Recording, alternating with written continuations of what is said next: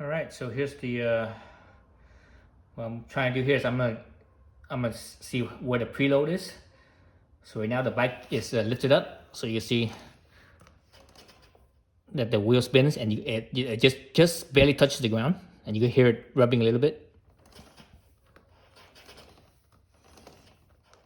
All right, so basically, you know, the bike is lifted up, meaning the rear wheel is fully extended, or the suspension is fully extended.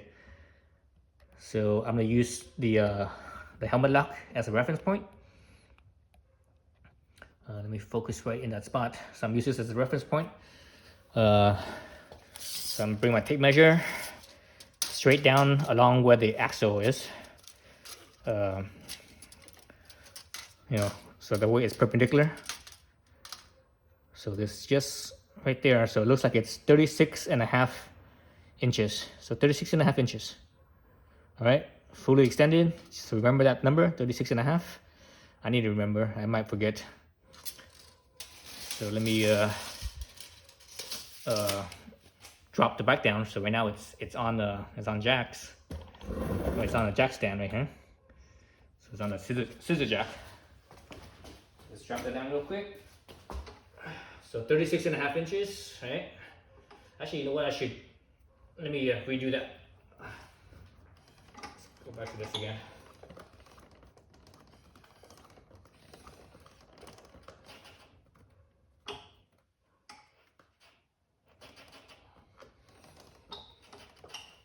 Okay. And what I forgot to do is I forgot to push down on the suspension or on the rear end.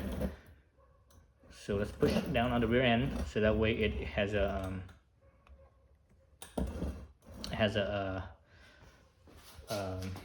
well, actually no, I can't. No, oh, I was thinking of the wrong thing. Okay, never mind. I'm supposed to do that once I drop the bike down. My brain's getting fried here. Been working all day.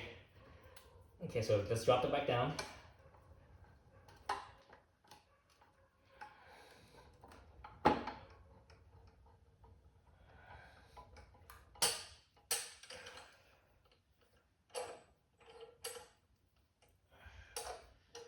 Right, so now it's fully off the jack by quite a bit.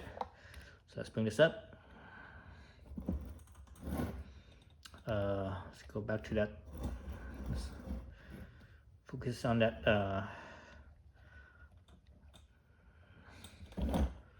on the spot there where the helmet lock is.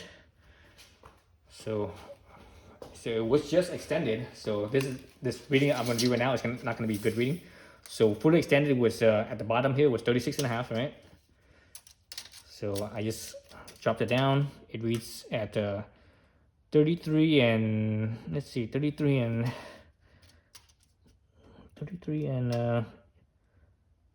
what's that? Half, 7.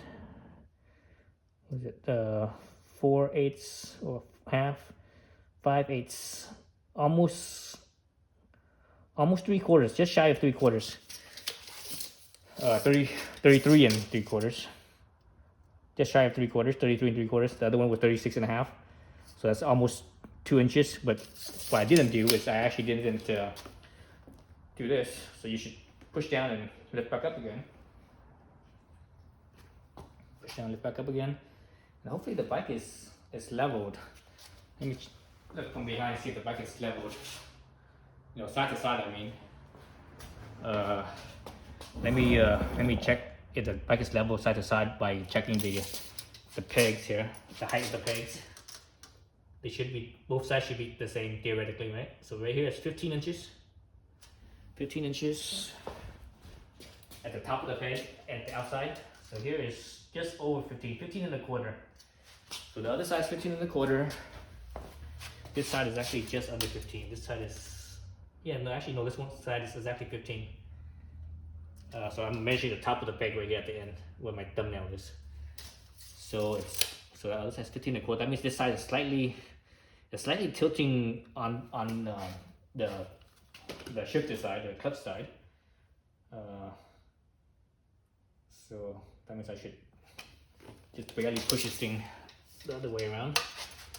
I don't think there's going to be that much of a difference. Oops. I should push it the other way around. That's the thing with these things, is like you can never really fully get it to be perfectly balanced when it's just, because we now have it on, I have it on the wheel choke. Well, I'm just gonna leave it. So you see towards the front, I have it on the wheel choke, so it's kind of hard to get the thing to be perfectly set right. But anyways, so let's go back to here.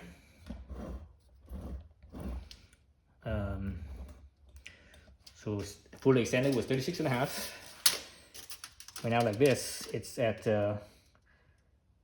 just shy of 33 3/4. So let me do the squat. Right, do this. The reason why you want to do that is, just because there's any stiction in the suspension, that will hopefully eliminate that. So now it's about the same. It's actually just shy of. It's actually a little bit less than 33 3/4. It's 33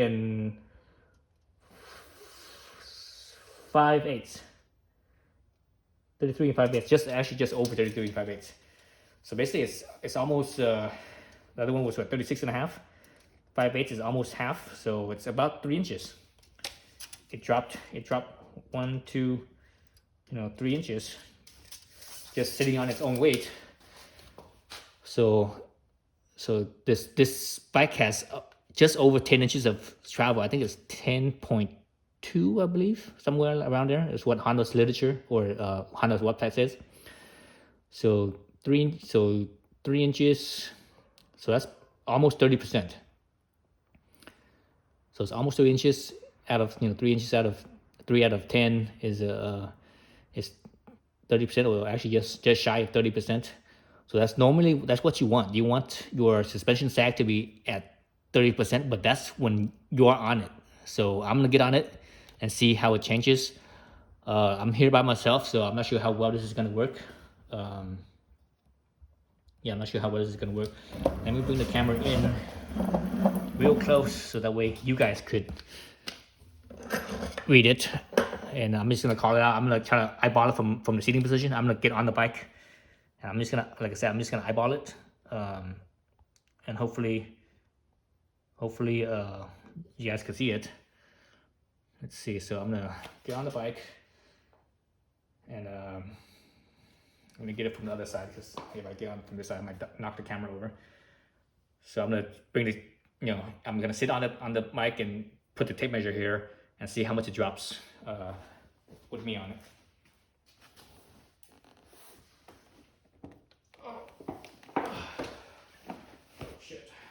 To not lean the pipe one side or the other.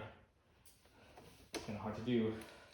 Again, this is kind of hard to do by yourself. It's best to do this when you have someone else with you. So I'm gonna look back and try to put this thing right along the line with the rear axle, which is about right there. So the bottom of the so let's read the bottom of the helmet lock. So it looks like what, 33 1/4, something like that. I'm not exactly sure. I can't tell from here, but I'm just kind of leaning over. But each time I lean over, it actually drops more on that side. Whoa! So maybe let me try to counterbalance myself, set more weight on the right side while I'm leaning over, so that way it sets as level as possible. So what's that, like 31.5 or so? I think. Somewhere around there, 31.5. So 31.5, let's call it 31.5, just to make the math easy. Okay, let's get off. Oh. So 31.5, let's look at that. Let's bring this camera back in. Let's bring it this way. So with the suspension extended, it was 36.5, right? 36.5 without,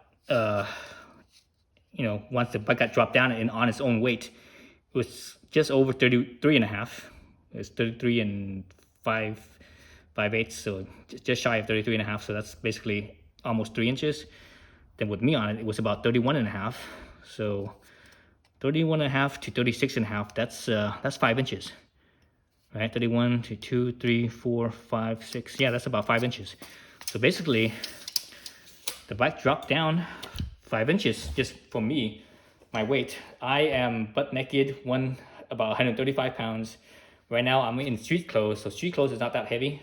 It's pretty light, so I would say, let's say 5 pounds. So let's say I'm 140 pounds with street clothes on.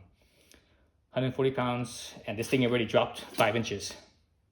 The full suspension travel on this is 10 inches or just over 10 inches. So basically, me sitting on here, just the sag alone is already, about 50% sag. Once I gear it up, it'll be even more sag than that. You even have more sag. So this spring rate is way too soft. The rear spring rate is way too soft. So I think the spring rate, the way it is, because you see my other video where I took the shock out, and because I want to adjust the spring preload on it, and it's adjusted at the maximum preload. There's no the hardest preload. There's no basically there's no adjustment from it. You really can't do anything about it. So at that setting, you can't make it any firmer. And this thing drops down about 50%. That's too little. It's like, or it's not too little, too much. The sag is too much.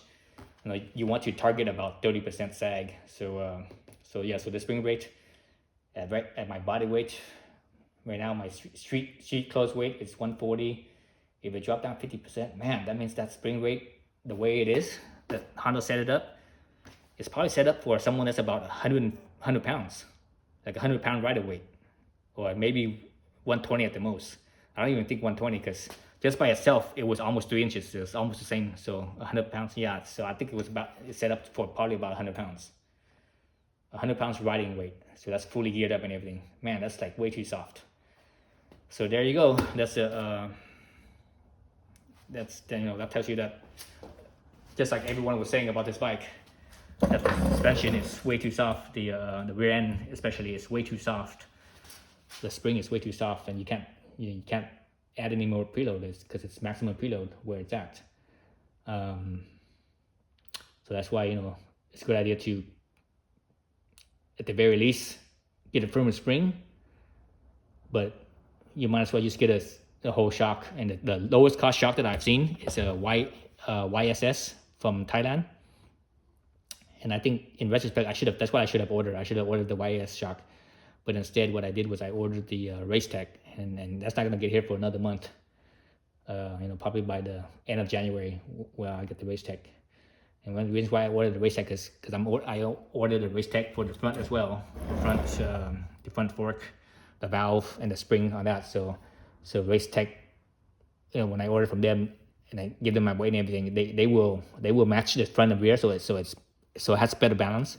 Usually when you go with whatever front end and a completely different back end, it might not be balanced. So that's the reason why I got the Race Tech. But the Race Tech is double the price as the YSS. The Race Tech is like $700, I think, or $7 something. I think altogether it's probably $800 for the Race Tech, for the rear shock. Maybe a little bit more with tax and shipping. It's probably a little bit more, over $800. Whereas the YSS, the rear is let's see, it was $350 plus shipping is probably another, I don't know. From Thailand, it's probably another $50 at least for shipping. So you're probably looking at about $400 or so, maybe a little bit over $400. So basically, the YSS is half the price. Anyways, so that's where we're at. All right, that's it. Thanks for watching.